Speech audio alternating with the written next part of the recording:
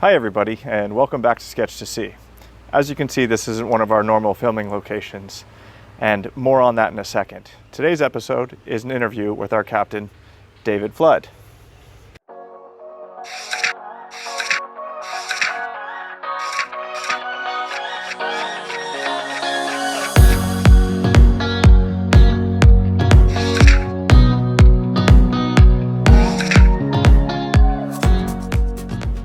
Hi everybody, this is our captain, David Flood. Would you like to explain why we are filming here and not in one of our normal locations?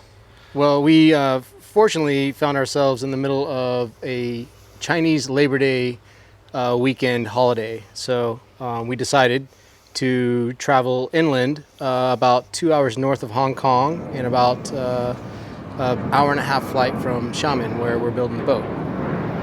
Great. And we are where? We flew into Guilin, and then we took a 2-hour drive up to the Yulong River area, which is also called the Yangshuo County. It's very beautiful. As you can see behind us, there's these awesome mountains that they call karsts, and they're made out of limestone, and it's actually very amazing to be in this area. It's very smooth and zen-like and relaxing. Yeah, these mountains literally kind of just pop up out of nowhere, and yeah. I was bringing my camera gear to take photos anyway, so you know what? Might as well film an episode while we're here, and we have all the equipment. So. Yeah, absolutely. So thank you for that, and pleasure to have you with us here today, Dave. Would you like to tell us a little bit more about your experience and qualifications? Sure. I really started out sailing in Waikiki in Hawaii, running the beach catamarans. So I would pull up a 45-foot catamaran onto the beach in front of one of the Waikiki hotels, and we would load 40 to 50 passengers and take them out sailing past Diamond Head and into basically 3 to 6 foot chop, 20 to 30 mile an hour winds, and really just have a good time, kind of like a splish splash. Okay, nice. Fun time. And how long have you been doing that for? Well, let's see, I started in 2003. So. And this is specifically the beach cat tours? Yeah. So 20 years almost, or right around there. Started out as a snorkel guide, actually. Okay. So take people snorkeling and show them turtles. But shortly thereafter, within about a year, I was training to be a captain. Nice. Which I kind of leapfrogged over a lot of different avenues to get to that point. Right. And then the next thing I knew, I was managing the catamaran, the business itself. Okay. So I just kind of got just catapulted into it, and which was a great learning experience, and a very steep learning curve. Yeah, I can appreciate that. Do you have a favorite moment on board one of these boats? A favorite delivery? A favorite movement? I tell you what, I really enjoyed the passengers that would come on board because of their excitement, their exposure. A lot of times they were the first time they'd be offshore in the ocean, that they get pretty seasick as well. But really the passengers' enjoyment was my favorite part of it. Nice. Not to mention the fact that I could basically have a little bit of selfishness in sailing, right. Sailing to windward and then turning around and surfing downwind back into Waikiki, which was super exciting. Yeah, you just got to play with the boat, and you had a whole bunch of people along for the ride. Mm-hmm. Exactly. So you have not just worked on those specific beach cats. You've also captained a few other vessels as well. Yeah. And so after over a decade of working on the beach cats, I ventured into the private sector, working for private owners and private yachts, and I was able to find my way into the niche of the HH catamarans. Nice. And I was fortunate enough to come to China in 2016 for a couple other projects, being 6605, which is Flash, and 5501 Minnehaha. Minnehaha, right. And so I was fortunate enough to be part of the commissioning of those boats, as well as the decommissioning of them here, packing them up, putting them on a ship, and then sending them to the U.S. and then recommissioning them. Yeah, that's there. a whole experience in itself. Yeah. It's nothing like putting it all together just to take it all apart again, to put it together again. Yeah, exactly. Sounds pretty exciting. Exactly. And, I've also done various, open ocean deliveries. I worked for other, not just HH clients. I've also worked for other clients that have catamarans. But generally, most all of my experience is through multi-hulls. Nice. And if you added all that experience together, how many nautical miles do you think you've sailed? I can confidently say over 100,000. Nice. Yeah. We'll actually do this calculation at some point, and I will put this on the screen. So I think we'll all be surprised. Yeah, it might be more than that, actually. No, that's great. So just to give you guys a little bit of a heads up, we flew Dave to China in mid-January to start commissioning of our boat 8801, and Jamie and I finally joined him in mid-March. So the question is, what was your first impression when you saw the boat? Well, is the biggest object in the in the warehouse. So it kind of overtook everything. They're building the 44s and the 50s. They have the 60s in the other hangar, but the 88 just kind of looms in the background. Yes, and fun fact, you can actually take a 44, turn it sideways, and rest it on our bows, and it will fit. Yeah. The 88 dwarfs all the other boats in that warehouse. It's I would have to say it's probably a reality check on how big the boat really is, but how beautiful it is as well.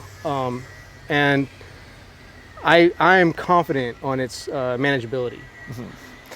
And we had a little bit of a discussion earlier about some of the systems on board. You mentioned that there was an incredible amount of thought and effort that went into designing these systems. Sure. And is there a system that you're more excited to play with than others? Is there anything you're worried about, or what are you keen on here? Well, the steering is pretty intriguing to me. There's a feedback mechanism with the hydraulics in the steering. Right. And I'm super interested to see how that actually plays out, and how much feel you get. And I know that in the previous HHs, especially the 66s, we were always targeting about somewhere around 8 ounces of weight to move the wheel. So I'm seeing what the response is on that. I'm real curious about. But as far as cool systems go, I would say the entertainment system is by far the most excitable. That's an easy one. Yeah, I mean, there's a movie theater in the salon. Yep. Basically. There's a club on the flybridge. Yep. So yeah, that's pretty awesome. Nice. I'm really curious to see actually how all the systems work together, and some things that I'm curious about is the fill and drain mechanism for the hot tub. Yeah. And all of this stuff can look fantastic on paper, but we're never really going to know until we actually get out there and start playing with it. Yeah. That's it's hard to really pick out a favorite system, just because we really haven't gotten into the functionality of it all yet. Right. Like you said, it's all good on paper, but really to get there and start operating it and managing it and just making the boat work is exciting altogether to me. And you know what else I'm excitedly cautious about, or cautiously nervous about, is we have 3 new roommates on board that we're basically just permanently living with. Yeah. Well, that might be the most interesting system. Yes. Is how well that we all work together as a crew, because you guys want to be involved. You want to be hands-on, which is great. And so it's gonna see how we all gel together, and that's gonna be the most I don't think it's going to be very challenging because I've been hanging out with you and Jamie for the last couple months, and I think that we all have a good vibe, and the crew we're bringing on board seem to have a pretty good vibe with us as well. So Yeah. So I'm just going to jump in real quick. sure. We've actually found what we think is going to be the rest of our crew, and there's going to be an interview with them coming up soon. So look forward to that one. But yeah, jumping back into it, is there anything else? No, like I said, I'm just excited for us all to kind of to get in the thick of it and to work the boat out itself. And you know, really the first year of operation is growing pains. Right. And be it, you know, especially with a new custom boat, there's going to be some things that we have to learn along the way that we might not expect.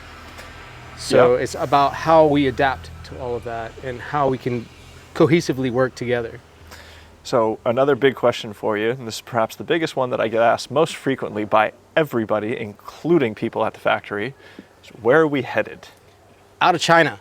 Yeah. No, actually, China is wonderful. As you can see. Yeah, we're in this beautiful area, and the people are absolutely friendly, and I've actually had nothing but a good time being here. But yeah, the goal is to sail out of China. I'm depending on the time of year, and it looks like we're going to be hitting around August maybe. We're probably going to end up going west. Right.